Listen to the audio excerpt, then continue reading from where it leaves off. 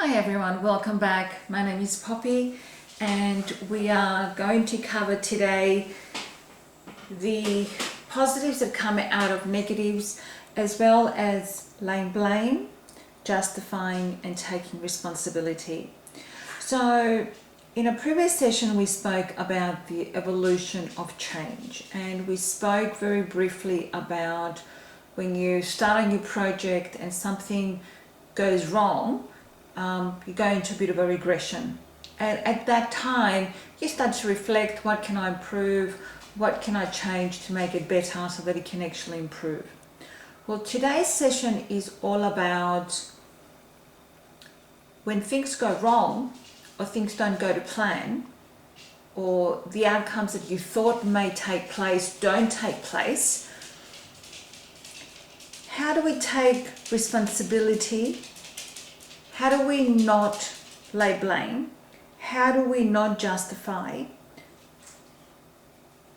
And how do we turn negatives into positives? So that walking in the background is my dog. So he's decided that he's going to sit with us. So let's take one of your goals. Let's just take the goal that I'm putting into place. I want to upload my coaching sessions online onto YouTube. I want my life coaching, my youth coaching and my relationship coaching to be uploaded by November 19th, 2021. For you, it could be that you want to improve your eating habits, lose weight, or be fit during lockdown. Or it could be that you want to improve communication with your family. It could be about saving, whatever it may be. For whatever reason, something does not go to plan. Something does not work to help you achieve that outcome. Or even if you did start that journey and you did achieve it to a point, something happens and it goes backwards a little bit. Many people start to actually blame. It's your fault, you didn't do this, you didn't do that. I need to let Hugo out. Excuse me for a moment. Come on, quick. Come on. Ouch.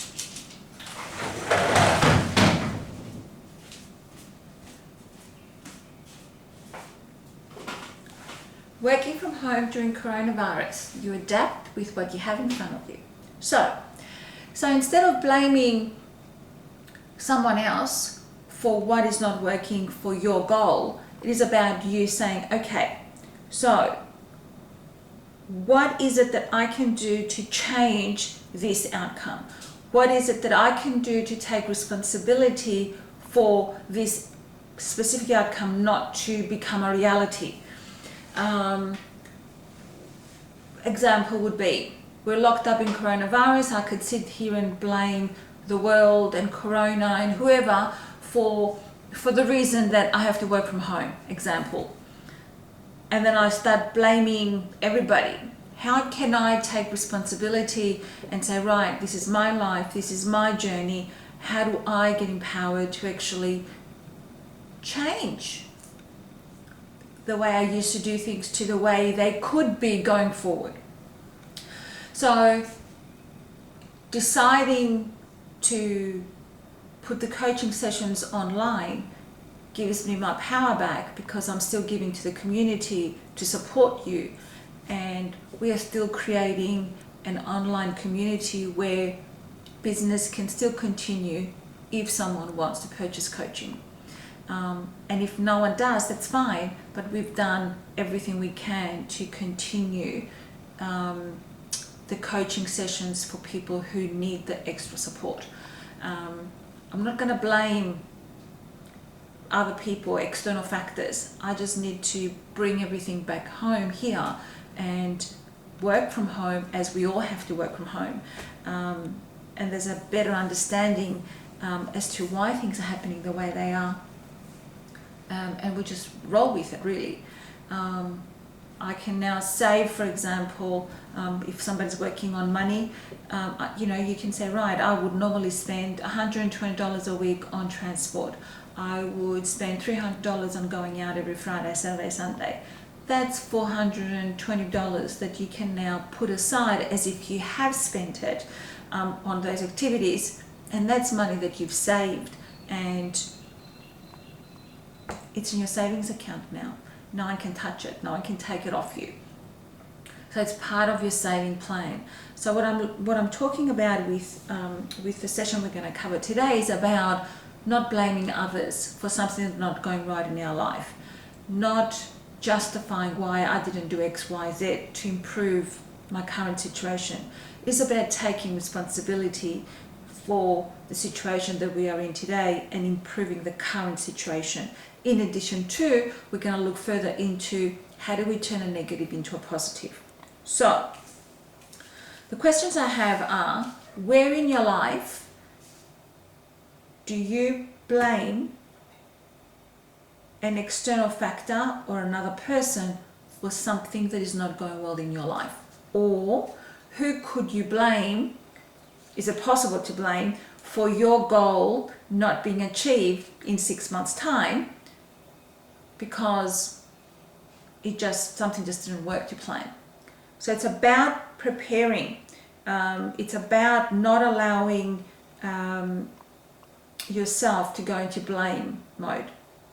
So start thinking about your goal and what could possibly go wrong, and let's prepare for that wrong not to take place. And if it does, it'll be minimized because you've already pre-thought about it.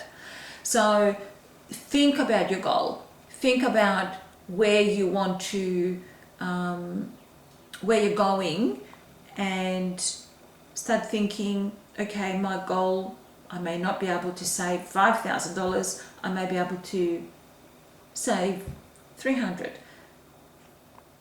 That's better than nothing. And maybe curb your online spending, possibly, not sure. But it's about blaming and justifying. I'm home on my own, I'm going to go and buy some alcohol to numb down the being alone.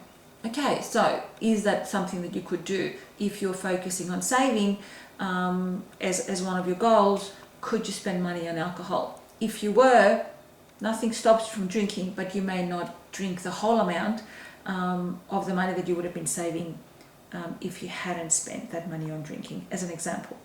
For me, my goal is to have all the coaching sessions by November online on YouTube. So what could stop me? What could stop me from uploading these sessions online? So the plan was that all of the sessions that we're doing today to be up online by the 1st of June and refine as required while I'm preparing for the next batch of programs. It could be that the person that I'm working with to help me upload, I may not be able to get to her. So now I have to learn to do it on my own, probably via phone. And that's fine. I'm already thinking about it, and I can prepare around it as well. That's me taking responsibility and not blaming the government for shutting us down or whatever that may be. I guess a positive mind, you can take it a step further. So positive outcomes out of negative events. Let's just say that a project that you're working on is falling behind by 2 weeks. What excuses would you use to justify why that project is falling behind by 2 weeks? Could you blame time management? Could you blame IT? Could you blame the people that are in the project? What would it be? So what lessons can come out of something going wrong instead of the way you planned it? If I look at it from,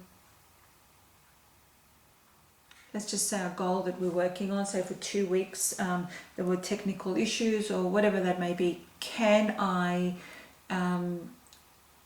can I learn and bridge my skill up to a point by working from and learning how to do the technical side of stuff before we have an event where we can't get to that technical person to upload all these videos onto YouTube?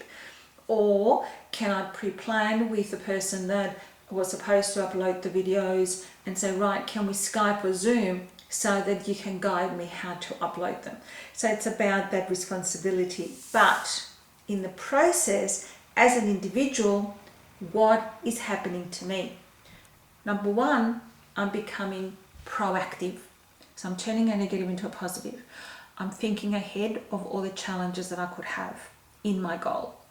I'm connecting with professionals that can maybe, instead of meeting in person, we can meet via Zoom or Skype. They can guide me via Skype and I can start uploading on my own, in my own home. The positive personality trait for me is that I'm learning to be patient. And a skill that I'm learning is how to use technology more comfortably. The positive outcome is that, okay, the project may not be 100% as I had envisioned it, but it'll be 80% up, and I can learn as I go along and improve. So there's two positives that have come out of this negative. We're in lockdown. I cannot get to the technician to upload my tools, my material, but I'm now learning new skills. I'm becoming more confident, and I'm actually learning how to use my tools more comfortably. And I'm becoming more self-reliant instead of expecting someone else to do it for me, as you would normally do, with more flexibility. So the outcome is that the result of my goal will still take place. It may not be as 100% as it could have been, but it will definitely be there. And that's how I view goals that I'm working towards. I start to look at them in an entirety as what could stop them from going live, what could stop them from getting fulfilled, and I start preparing and gearing up for those things that could go wrong, so I'm prepared and organized in advance. There is no blaming, there is no justifying, there is taking responsibility, and there is turning the negative into a positive. And the positives are usually for the person that's taken the responsibility, which is time management, learning new skills, developing more confidence within myself. The project's still going live. May not be 100%, but it'll definitely be 80% up. So look at your goal and see what could stop you or it from being 100% fulfilled, and start preparing and gearing up for it. If the negative doesn't happen, then you still keep going. But if a challenge does come up, then what do you need to improve on? That's turning the negatives into positives, and that's stopping the blaming and the justifying, and you are taking responsibility for your goal, your actions, your plan, your project, and you are now fully responsible for that goal by being responsible. And I call it, I've grown up. I'm an adult now, I take responsibility. It doesn't mean that we don't have a whinge every so often, but overall, you see yourself growing and evolving and being more flexible in life.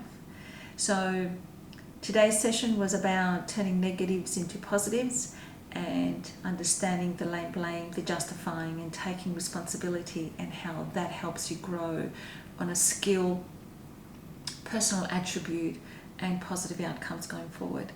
I look forward to your feedback. It's Poppy from Empowered, and I'll talk to you in our next session, which is about the 6 human needs that we fulfill when we are working towards a goal, and when we achieve a goal, what happens. Talk to you then, guys. Speak to you soon. Bye.